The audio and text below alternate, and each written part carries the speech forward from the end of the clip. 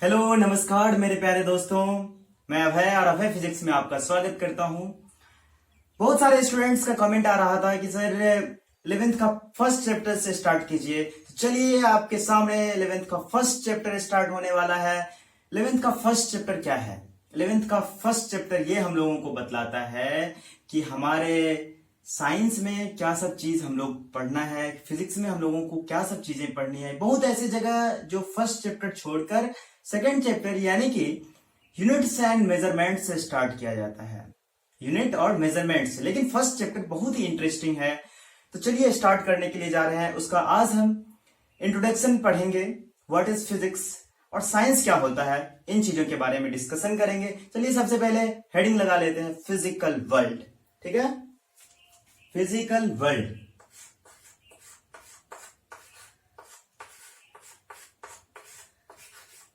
Physical world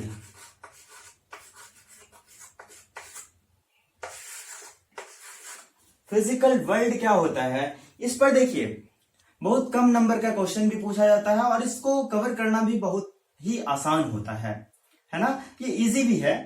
तो इसमें हम लोगों को क्या सब चीजें पढ़ने हैं, ये चीज हम लोग यहां पर अभी लिखने के लिए जा रहे हैं। सबसे पहला रहेगा what is physics. What is physics, सबसे पहला रहेगा व्हाट इज फिजिक्स। इसके बाद scope and excitement of physics.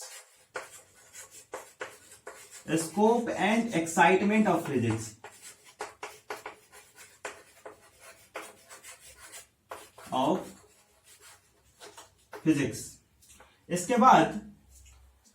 इसके बाद रहेगा physics technology and society. Technology and society. Society ठीक है। इसके बाद हम लोग इसमें पढ़ेंगे फंडामेंटल फोर्सेस इन नेचर।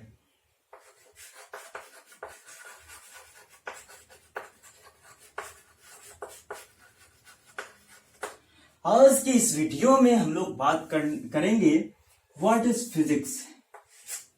क्योंकि देखिए ये हम आपको इसलिए बताए हैं क्योंकि अगर हम लोग जो भी चीज पढ़ रहे होते हैं तो उन चीजों के बारे में हम लोगों को पता होना चाहिए कि वो चीज क्या होता है। ठीक है, एज फॉर एग्जाम्पल अभी इंटरनेट का जमाना आ गया है। हम लोगों को कहीं जाना होता है तो क्या करते हैं, इंटरनेट पर सर्च करते हैं कि चलो भाई वहां पर जाने के लिए तो वहां का क्या सब चीज वहां पर घूमने लायक जगह है, वहां का मतलब सारा चीज हम लोग लेते हैं, वहां का नॉलेज कि वहां पर कौन सी जगह घूमने लायक है। इसी तरह से अगर हम फिजिक्स पढ़ने के लिए जा रहे हैं तो फिजिक्स के अंदर हम लोगों को क्या सब चीजें पढ़ना है, ये इस चैप्टर में हम लोग पढ़ेंगे। फिजिक्स क्या है, साइंस क्या है। सबसे पहले व्हाट इज फिजिक्स से पहले साइंस क्या है ये जानना जरूरी है, क्योंकि it is a branch of science. यह साइंस का ब्रांच है। अब साइंस क्या होता है ना। जब हमारा यह दुनिया स्टार्ट हुआ तो लोगों ने स्टार्ट किया सोचना। जब धीरे धीरे सोचना स्टार्ट किया, फॉर एग्जाम्पल लोग सोच रहे थे कि ये सन इधर से सनराइज होता है, सनसेट इधर से होता है, फिर सनराइज होता है, फिर सनसेट होता है। इस तरीके से कोई सोचने वाला अपना था। फिर किसी ने सोचा कि सन के चारों ओर अर्थ चक्कर लगाता है, फिर अर्थ के चारों ओर सन लगाता है। ये अपना सोचने वाला था, सब सोचता था, है ना।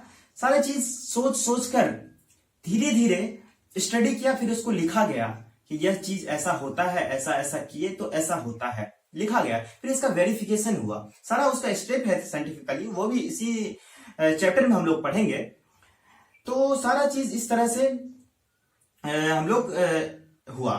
ठीक है, अब जब धीरे धीरे ये डेवलप होते गया तो ये हमारा नॉलेज बहुत डेवलप हो गया हम लोगों का। यह साइंस का डेवलप एक व्यक्ति मिलकर नहीं किया, तो कौन किया? सारा जो भी साइंटिस्ट, जो भी फिलोसफर उस समय ये सब चीजें जो सोच सोच कर बताते थे, तो उस समय इसको फिलोसफर कहा जाता था, है ना। तो अब जो है उसका जब ज्यादा चीज ज्यादा ब्रांच हो गया ज्यादा चीज हम लोगों को पढ़ना हो गया तो उसका एक क्लासिफिकेशन किया गया, वर्गीकरण किया गया। फॉर एग्जाम्पल हम लोग अपने दैनिक जीवन में लाइफ की बात करें तो कोई भी चीज, कोई कंपनी खोलता है तो वो क्या होता है, जब उसका कंपनी बहुत बड़ा हो जाता है तो उसका धीरे धीरे ब्रांच हो जाता है ना, है ना। सारा चीज यही होता है, उसका धीरे धीरे पार्ट हो जाता है, ब्रांच हो जाता है, प्रत्येक जगह खुलने लगता है वो चीज। तो इसी तरह से साइंस में भी हुआ। तो साइंस में क्या हुआ, 10th के बाद आप लोगों को पता चल गया होगा, 10th के बाद आपको आर्ट्स में इंटरेस्ट है तो आप आर्ट रख लो, कॉमर्स में है तो कॉमर्स रख लो, साइंस में है तो साइंस रख लो। तो अब आर्ट क्या बतलाता है, आर्ट हम लोगों को बतलाता है कि मुझे ड्राइंग कितना अच्छा आता है, सिंगिंग का कैसे आता है, हमको कितना अच्छा आता है, ये सब चीज हम लोग आर्ट्स में पढ़ते हैं। कॉमर्स अपना अलग चीज है ना। फिर साइंस क्या है, अब साइंस में हम लोग क्या सब चीजें पढ़ते हैं, तो इसको हम सबसे पहले इरेज कर लेते हैं। अब साइंस पर बात करते हैं क्योंकि इसका साइंस का ही ब्रांच है ये चीज, है ना। समझने का प्रयास कीजिए, बहुत ही आसान लगेगा आपको। साइंस, अगर आपसे कोई पूछे कि व्हाट इज साइंस, एक लाइन में मुझे उत्तर दो, एक लाइन में उत्तर दो, तो क्या आप बोलेंगे? Science is a organised knowledge, science is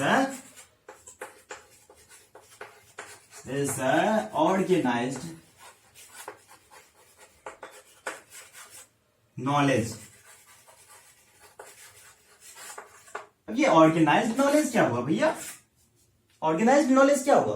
अभी मैंने आपको बताया कि बहुत पहले अरस्तु के समय में, उससे भी पहले लोग सोच सोच कर बताते थे कि धीरे धीरे जब डेवलप हुआ कि चलो भाई सूर्य जो है ईस्ट से उगता है, राइज होता है, वेस्ट में जाके सनसेट होता है, इस तरह से अपना सोचने वाला था कोई, है ना। जब धीरे धीरे इस तरह से सोचा गया तो क्या हुआ, तो उसका धीरे धीरे साइंस का डेवलप हुआ, है ना। धीरे धीरे साइंस का डेवलप हुआ, जो सोचने वाला था कि फिर उसका फिर वेरिफिकेशन हुआ। इसके बाद फिर जो नया जनरेशन आया तो वहां से फिर से शुरू से स्टार्ट नहीं किया सोचना, उसके आगे सोचना स्टार्ट किया, है ना।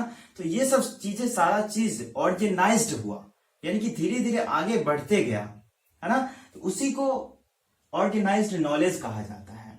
अब हम बात करते हैं साइंस।